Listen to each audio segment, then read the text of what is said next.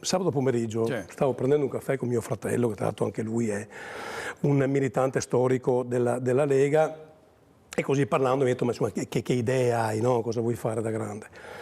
Ho detto, guarda, non lo so perché non capisco, e lui mi ha detto, scusami, cioè, sei il politico più votato del Veneto e l'hai fatto con la lista Lega che ha fatto un terzo della lista Zaia. Hai dato la vita a questo partito. Di fronte a questo, insomma, cioè, stanno qua a vedere se, ma sì, ma mandali a...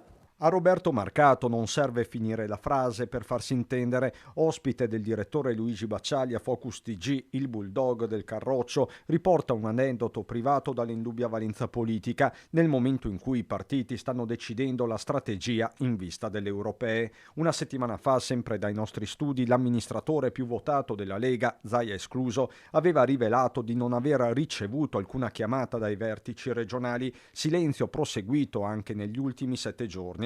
Un chiaro segno di disinteresse vissuto con amarezza e stupore. Ma devo stare qua a convincere qualcuno del mio valore? Cioè, il mio valore è stato certificato dall'affetto dei veneti. Cioè, di cosa stiamo parlando? Devo stare qua a telefonare per dire, scusa partito, mi vuoi bene, ti piaccio?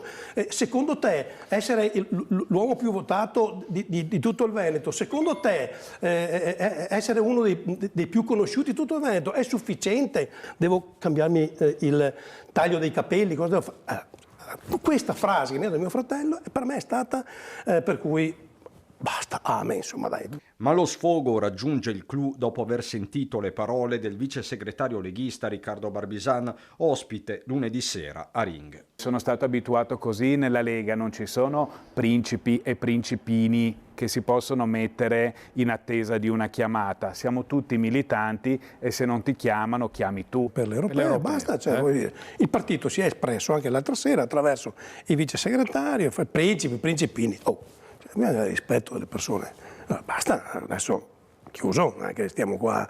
Ecco, perché Barbisan incarna il ruolo di vice segretario. Parla per il partito.